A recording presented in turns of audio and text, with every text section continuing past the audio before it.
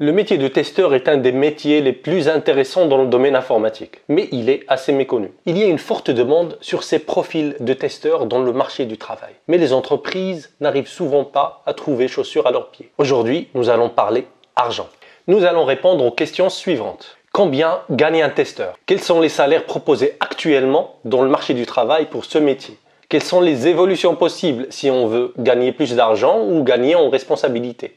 Peut-on devenir indépendant quand on est testeur et devenir freelance? Si je suis freelance, quel TJM puis-je demander pour mes missions? TJM, c'est le taux journalier moyen d'un freelance. Nous allons essayer de répondre à ces questions et plus. Combien gagne un testeur? Pour savoir combien gagne un testeur réellement, nous allons nous baser sur les témoignages des testeurs qui exercent déjà. C'est quelque chose que vous pouvez faire chez vous à cet instant même. Vous allez sur un site d'emploi comme glassdoor.com. Vous tapez le métier qui vous intéresse et la zone géographique. Ici, je m'intéresse au métier de Quality Assurance, qui est l'appellation qui est choisie par la plupart des témoignages. Je vais donc renseigner le métier de Quality Assurance. Ensuite, je vais taper France dans la zone géographique pour voir combien les testeurs sont payés en France. En validant la recherche, nous avons une distribution des salaires du minimum au maximum recensé en passant par le salaire moyen.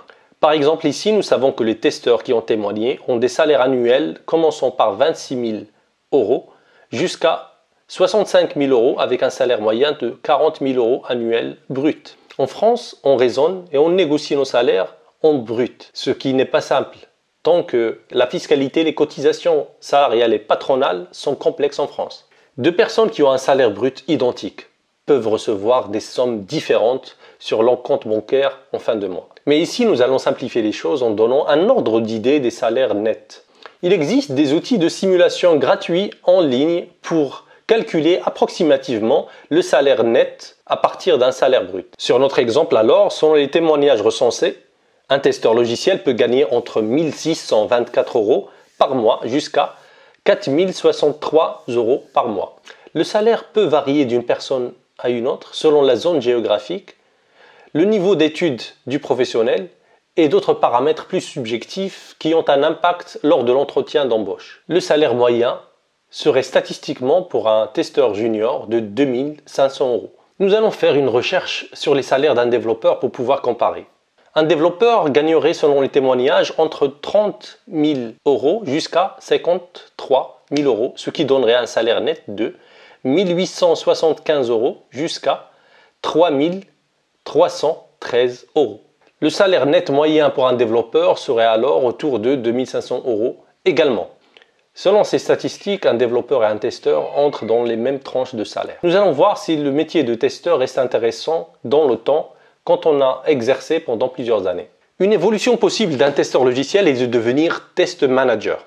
C'est la fonction que je préfère personnellement dans le métier du test. Nous allons faire une recherche pour voir les salaires associés à ce type de poste en France. Un test manager serait payé en France, selon les témoignages, entre 38 000 euros jusqu'à 79 000 euros, ce qui fait un salaire net qui va de 2 400 euros jusqu'à 5 000 euros. Voyons voir si on évolue de manager à directeur, quel impact cela aura sur le salaire. Un Quality Director gagnerait entre 60 000 euros jusqu'à 164 000 euros, ce qui correspond à des salaires allant de environ 3 750 euros à plus de 10 000 euros par mois, ce qui est énorme. Pour pouvoir comparer, nous allons nous représenter les évolutions de salaire d'un développeur selon les témoignages. Un développeur senior gagnerait entre 30 000 euros brut annuel jusqu'à 67 000 euros brut annuel, ce qui correspond à un salaire net mensuel allant de 2 375 euros jusqu'à 4 188 euros par mois. Un développeur, après quelques années d'expérience, et s'il est bon, il peut devenir architecte. Un architecte logiciel gagnerait entre 44 000 euros jusqu'à 79 000 euros, ce qui correspond à un net mensuel allant de 2 750 euros jusqu'à 4 938 euros net mensuel. Et si le développeur devient directeur de projet, il gagnerait entre 3 000 euros par mois jusqu'à 6 375 euros par mois, ce qui correspond à des bruts annuels entre 48 000 euros jusqu'à 102 000 euros. Les salaires de testeurs et de développeurs peuvent donc exploser dans le temps et peuvent être multipliés plusieurs fois quand on gagne en expérience. Nous avons pris des exemples en France. Mais cela reste vrai dans les autres pays comme la Suisse où les salaires sont plus hauts, même pour des profils juniors. Un testeur en Suisse commencerait selon les témoignages à 4 834 francs suisses net mensuels jusqu'à 7 052 francs net mensuels. L'indice du franc suisse reste généralement un peu plus bas que l'euro. Un Quality Manager peut dépasser les 9 000 francs mensuels et le Quality Director peut dépasser les 11 000 francs mensuels. Le niveau de vie en Suisse est plus cher qu'en France. Mais il existe des centaines de milliers de personnes qui travaillent en Suisse et qui résident dans un pays frontalier, ce qui leur permet de tirer parti des hausses des revenus suisses et des coûts plus bas dans les pays à la frontière. On les appelle les frontaliers. Les frontaliers sont imposés une seule fois dans le pays où ils travaillent, c'est-à-dire la Suisse, en sachant que l'imposition en Suisse est bien plus avantageuse que l'imposition en France. Les salaires suisses exposés précédemment sont nets d'impôts. Devenir freelance est un moyen pour gagner en liberté tout en augmentant ses revenus. Le TJM est donc la somme perçue par le freelance quotidiennement sans extraire les impôts et les cotisations. Un freelance qui serait payé avec un TJM de 500 € par jour, combien devrait-il gagner par mois? Si le freelance a travaillé un mois de 30 jours, ce mois de 30 jours contiendrait 20 jours ouvrables, c'est-à-dire des jours qui ne sont pas des jours fériés ou des week-ends. Le freelance a donc travaillé 20 jours à 500 € par jour, ce qui fait un revenu mensuel brut de 10 000 €.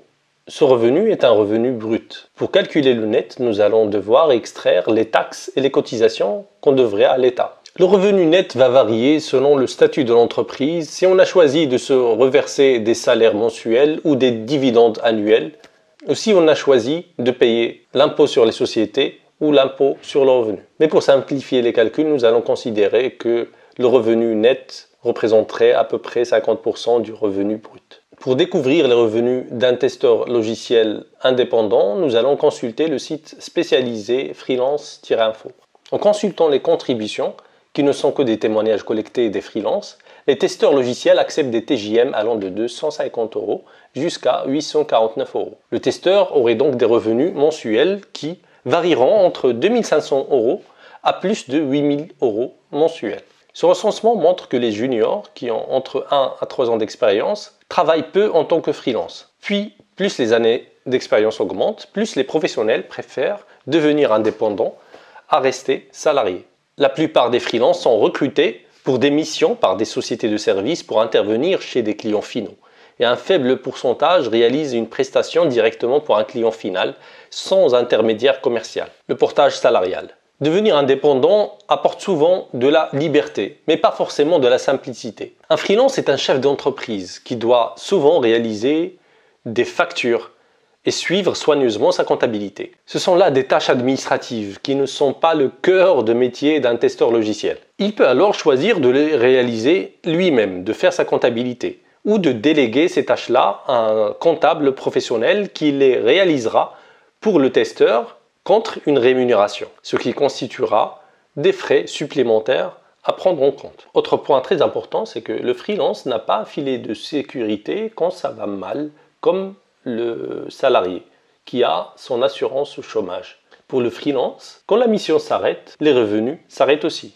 Quand on travaille en tant que salarié en CDI, c'est un contrat à durée indéterminée, et qu'une mission à laquelle on a été affecté prend fin, la mission suivante n'a pas encore commencé, entre-temps, on est payé. C'est quelque chose dont ne bénéficie pas un freelance. Avoir des revenus fluctuants est un risque qui va de pair avec la liberté qu'apporte l'entrepreneuriat. Mais quand on est un informaticien expérimenté, c'est plutôt rare de ne pas trouver une mission. Il existe toutefois une solution qui permet de profiter en même temps de la liberté d'un freelance et de la sécurité d'un salarié. C'est ce qu'on appelle le portage salarial. Le portage salarial est un contrat entre 3 entités.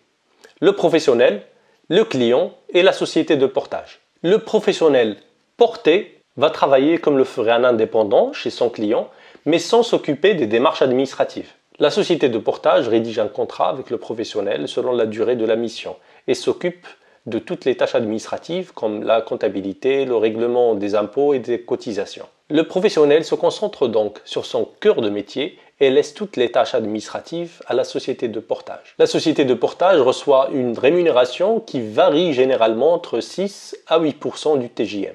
L'avantage est que quand la mission se termine, le statut de portage salarial fait bénéficier le professionnel de l'assurance chômage comme un salarié. Ce statut apporte un avantage financier intéressant et un équilibre entre liberté et sécurité bien apprécié. N'hésitez pas à m'écrire dans la zone commentaire pour me donner votre avis ou un témoignage sur les revenus des métiers de test et les évolutions de carrière possibles. Merci et au revoir.